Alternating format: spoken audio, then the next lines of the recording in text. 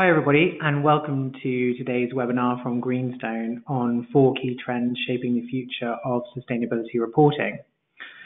We are joined today by quite a lot of people on the call, which is great. And using GoToWebinar, there's a function in there to be able to ask questions.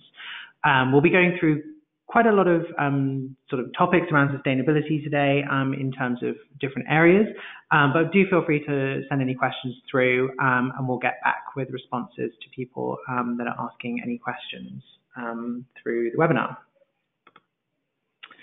Great, so what I'm going to do is just go through the agenda for today and what we'll be covering in the session. So we'll be looking at 4 key trends shaping the future of sustainability reporting. And the first trend we'll be picking up is looking at some of the global sustainability policies that are out there. So some of the trends in government policies and how those link or differ from those in place that are being sitting more within the corporate world. We'll also then have a look at the changing global framework landscape. So a lot of organizations are reporting or using frameworks to help structure their disclosures on sustainability information. So look at some of the key frameworks in that space and some of the trends within that information. Thirdly, then we'll have a look at the shift in how organizations are reporting. So particularly companies that have been reporting for quite a long time, what we're seeing now are some sort of shifts in the way that companies are reporting information and communicating with their stakeholders. And then finally, we'll wrap up looking at the Sustainable Development Goals, the SDGs, and how those are driving corporate action and engagement. And there's a few case studies to draw on when looking at that towards the end. So I'm David Wynn, I'm the Head of Client Services at Greenstone. And Greenstone, we are a sustainability software company. So we've been around over 10 years providing software to companies to help them manage their sustainability data across the spheres of environment, health and safety, CSR frameworks, and supply chain through our supplier portal platform. So we provide our award-winning software in over 100 countries globally, and our commitment is to ensure that clients get data that talks to you for reporting information. Great, so let's dive straight in. And the first thing that we're going to have a look at is some of the trends in the global sustainability policy landscape. So I've just got some examples here of some country-specific policies that have been brought in around sustainability. The Sustainability and Diversity Improvement Act, that's Austria. There's a question this morning about what flag that was. And some of the other things in there then are more global frameworks. So looking at the Global Reporting Initiative, so the release of the GRI standards, which many organizations are using. And the TCFD recommendations for the Task Force for Climate-Related Financial Disclosures. So in addition to those schemes and frameworks, we're seeing in terms of this sort of policy landscape, stock exchanges are one key way in which they're driving ESG disclosures. So India, Norway, Poland, Singapore, they've all introduced listing requirements that require clear disclosure on good corporate governance and on environmental and social issues. And there's actually a sustainable stock exchange initiative, the SSEI, that's looking to coordinate what stock exchanges are requiring of listed companies. So particularly in Asian countries and listed company firms in listed stock exchange environments, those are a kind of key driver for companies to look at reporting. And then just in terms of policy generally, if we look across the last 20 years, there's been a 10-fold increase in the number of reporting requirements and guidance documents related to corporate reporting on ESG issues. And I'm sure for a lot of organizations on the call today, you feel that within your internal environments when you're being asked by more stakeholders and more requests for information that are in place. Within the policy landscape, another thing just to highlight is the Under 2 Coalition. So that's where we see government collaboration. Obviously, we have the Paris Agreement, which I'm sure people are very familiar with, But through the Under 2 Coalition, that's looking at state and regional government commitments to also keeping global temperature rise below 2 degrees. And it's made up of about 220 governments and 43% of the global economy. So that coalition, the climate group are secretariats of that, and it's an example of where governments are collaborating on action around sustainability. So when we look at the government commitments, the Millennium Development Goals were obviously a very important part of governmental commitment. And now with the Sustainable Development Goals, that's really been expanded to include the corporate world within that framework and sphere of understanding and reporting on sustainability. So within the corporate environment, there are then also a number of initiatives and frameworks that look to provide structure and collaboration between organizations on sustainability reporting. So I'm sure, again, many people will be familiar with these. They may have set science-based targets within your organization or looked at the Task Force on Climate-Related Financial Disclosures. And then we also see groups like the We Are Still In Coalition, which was spawned out of Trump's desire to leave the Paris Agreement, where over 2,000 businesses and investors and 300 cities committed to staying in terms of the commitments to the Paris Agreement. So within that corporate world, we see that, and things like the Sustainable Development Goals and science-based targets, they're very useful in providing a global, external, sector-driven framework that can then be used to collaborate between different corporates. So those are some thoughts around the sort of policy ideas and collaboration. One of the other key trends that we're then seeing are then changes within the global framework landscape. So if we dig into that a little bit deeper, just started off here with a short summary of some of the key changes recently with 3 of the sort of large, mostly used global frameworks. The first one being GRI, the Global Reporting Initiative. The GRI standards were launched in 2016, and most recently, the water and effluent and occupational health and safety standards were updated. And by moving to a standard-based approach, what that's allowed the GRI to do is to be able to update individual frameworks. So there are now working groups and sessions on looking at other standards to take forward for updates within that. So where the GRI is broad and provides a suite of metrics across a very large set of sustainability metrics, you then also have investor requests that are requests that are designed for investor communities. And what they offer is more of a prescriptive set of data. And that's obviously important for investors because it provides comparability between different organizations for them to be able to benchmark and compare.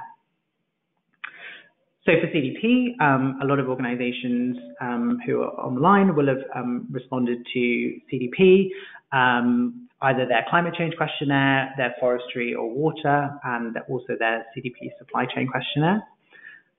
They launched a new online reporting system this year and are moving to more sector-based questionnaires going forward as well as bringing in the TCFD recommendations into the CDP disclosures. For the Dow Jones Sustainability Index, again, it evolves year on year in terms of what that provides for the investor community. And really, again, it's about providing comparability within there for those specific stakeholder groups.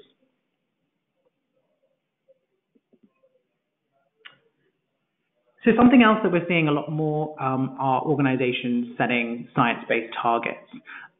So almost 500 companies, I think it's maybe more than that now actually, and there's over 100 that have had the science-based targets approved.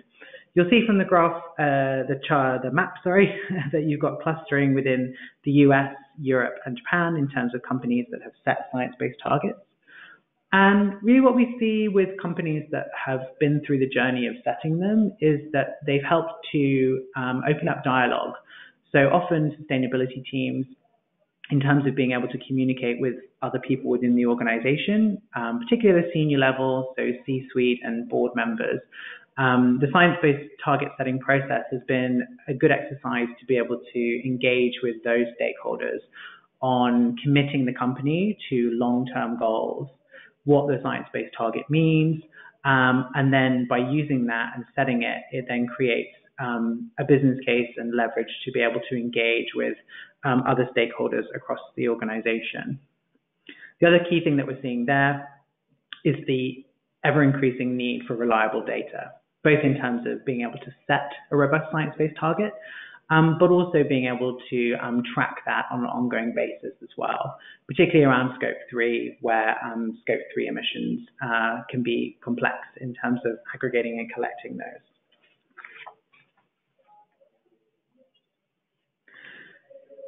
So those are some ideas around some specific frameworks. And then if we think more broadly about trends within the space of these frameworks, one of the key things is looking at digitalization. So frameworks are looking to create online publications using taxonomy to be able to tag disclosures and use software to aggregate those through systems. The other one is integration. So we're part of the GRI and the CDP software programs. And from a software technology perspective, one of the key benefits of using technology is getting it to create linkages within disclosure. And I'll come onto a slide shortly to give an example of that. And then the other thing that we see, and particularly within the business environment, businesses are often calling for frameworks to collaborate and align further. And there are a lot of projects that are taking place to do that. There's a lot of linkage documents that have been published by GRI and some of the other frameworks where they're looking to coordinate the content that they each are looking to bring together so that companies can report in a more sort of consistent way. So as the framework landscape becomes more crowded, there becomes an increasing burden on organizations to provide information. And being in the sustainability space, often it can feel like death by acronyms. So here's lots of acronyms, and I'm sure many people will recognize lots of them, will be reporting or using them within there. Within the middle column there, you've got the more sort of prescriptive investor requests. And those can often be the most challenging in terms of where investors might be asking slightly different questions. So you're looking to manipulate data to meet multiple requests within there, and then some of the more sort of voluntary frameworks as well. Of course, the other framework to consider that's really important as part of your reporting are then internal frameworks in terms of your own company pillars or your own vision, mission statements, and really how it all kind of ties in together.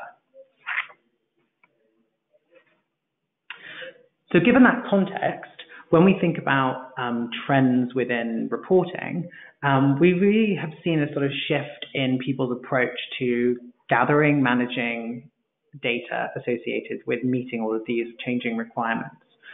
When we think about how organizations sort of historically have thought about data collection, it often starts out to be in quite a siloed way. So for example, companies might collect data for a GRI standards report. They then will collect data for their CDP. They'll then collect it and map it to the SDGs perhaps, or projects, or the UN Global Compact. And that sort of thinking works to a certain degree. However, once you become more complex and have collecting more information, then the kind of integrated thinking becomes much more important in terms of data collection and trying to centralize it more so. So to take an example here, as an organization, if you were responding to a number of different frameworks like GRI, ISO standards, then some of those would be much more focused and prescriptive than others. So if we look towards the top right, we see the more investor-led requests like CDP and Dow Jones. So they are very prescriptive in what's asked and quite focused in terms of what they're looking at, so whether it be climate change, water, for example. As opposed to down the bottom left, where you have the broader, more flexible frameworks. So the UN Global Compact, the GRI, where you've got a much broader set of metrics and ideas to pull from based on materiality. So by conducting that materiality process, you then define for your organization what's key. So what we see much more now is people actually, rather than taking one framework as their core data collection, really having a sort of centralized approach to collecting metrics within there, and then using an architecture of tagging and framework mapping to be able to push that data into different places for disclosure. So just to show you an example here, if we look at from a software perspective, this is where you may have questions that you're capturing and getting data from. So you might send this question to somebody in the organization to provide a response. It's then approved, and then it's then mapped to the different frameworks that question is associated with. So it's really about trying to leverage the data collection to meet those multiple reporting needs. Obviously, it can be very complex because particularly with those prescriptive investor requests, it may be that things are being asked for in a slightly different way with things. But where you have sort of umbrella themes or things like the Sustainable Development Goals, that's a great way to bring together content underneath these umbrellas to then enable more streamlined reporting.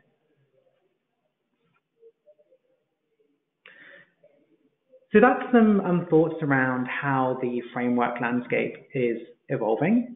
And our third trend that we wanted to pick up on was really about the shift in how organizations are reporting. So just to set the scene here, there's sort of always a feeling that there's more reporting from companies, but just to pull some figures in. So this KPMG study from data from last year was looking at the trend in growth around global CR reporting. And it pulls from two data samples. So the top line there, the sort of dark purpley line, that's the G250. So that's the world's largest companies by revenue based on Fortune 500 ranking. So that's our kind of top 250 companies globally. And you'll see there sort of 2011-ish, we're up at 95% of those companies reporting on corporate responsibility, and it's sort of plateaued out from there. But the line below that, that's the N100 sample. So that's about 5,000 companies globally. So it's the top 100 in about 49 countries. And really, you see that line following now, where we've got that smaller companies then sitting underneath that, where again that upward trend within reporting. So with more companies reporting, what we then can dig into is actually how they're reporting information. So to set the scene for that, there's a really great piece of research that's done by the World Business Council for Sustainable Development called Reporting Matters. We will be sharing the slides after the presentation, so you can access the links and things, but I would encourage you to have a look at the research. What it does is it looks at about 150 companies within the sample, which are World Business Council for Sustainable Development member companies. So they tend to be sort of large corporates. And it pulls out some stats around how companies are reporting information. So first off, for 2017, 41% of reports that were produced were titled sustainability reports. And that number is actually down. So in 2013, it was 57% of reports being titled sustainability. So on the surface there, we're seeing a decrease in the amount of sustainability reports that have been produced. However, if we look at the second point, 22% of reports are self-declared as integrated reports. That number's up quite significantly. So from 2013, that was only 8% of reports being declared as integrated. So what we're seeing is that sort of shift from standalone sustainability reports decreasing, and people then increasing the integrated reports that they're producing and weaving sustainability information into annual reports and into holistic single reports for disclosure. The bottom point there, in terms of the average number of months between reporting period and publication. So in 2017, that was 4 months. that's got tighter. So in 2013, it was 6 months. So what we're seeing there is companies being under more pressure to report information more quickly, turning around data more quickly. And certainly that's what we see in a lot of organizations where there's more demand for that information after year end to be disclosed within a shorter time frame. So even though it might be disclosed in a shorter time frame, the standalone reports are still generally pretty hefty. So sustainability reports on average are about 95 pages, and that hasn't really changed in the last sort of 5 years or so. And then both in terms of the GRI and assurance, we've seen an upward trend in terms of more companies using those two mechanisms.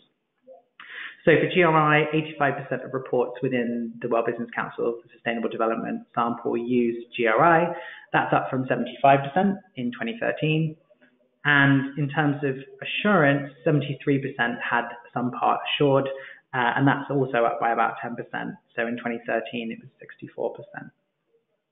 So that upward trend that we're seeing within the World Business Council set of companies, we'd expect that to also then trickle down to the kind of N100 list that we saw previously, where more companies are using GRI and looking for assurance for some part of their disclosure to provide robustness for an assurance. So that's some high-level trends in terms of the kind of data side. The other shift in terms of how companies are reporting is through the format. So I've just pulled out a couple of case studies here. The first case study is from SATS Limited. So SATS is a leading provider of gateway and food solution services based in Singapore, but they provide to many airports globally. And this is just an example of companies that are using videos and more interactive publications to let stakeholders engage with the information that's been disclosed publicly. So that's an example there. Another example just to draw from that I've pulled into here is UPS. So for UPS, they produce a standalone GRI content index. So for people that are interested in GRI and the comparability that GRI offers, that's their go-to document in terms of getting all the information about what UPS are doing and being able to compare that with other organizations. They then also produce a standalone corporate sustainability progress report that sits alongside that, which has more of a narrative and visuals that would sit within a more sort of traditional holistic sustainability report for other stakeholders like customers. The other thing that they do, which is the middle screenshot here, is produce one-page documents on goals and progress. So you can see how they're doing and tracking on key KPIs within these types of documents.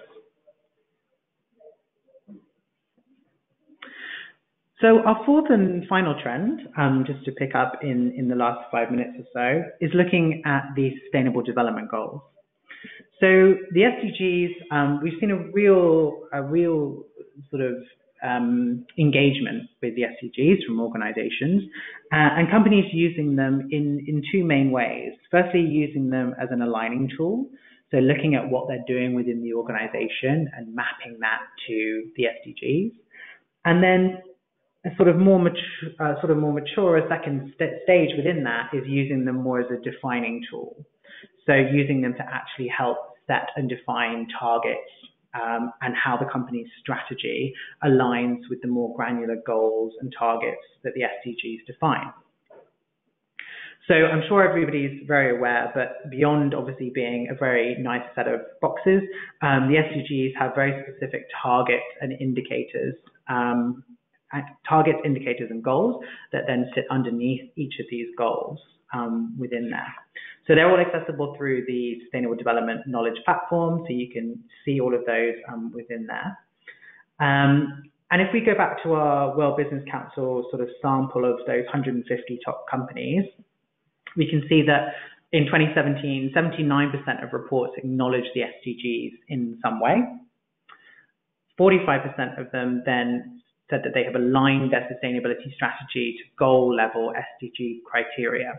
So that's going down to the next level and actually saying our strategy is aligned with particular goals. But only 6% of the report have aligned their strategy and targets to specific target-level SDG criteria and measured their contributions to key SDGs. So as with the broader world of sustainability reporting, it's very much a journey, and for a lot of companies, they won't yet have had that next milestone for setting targets.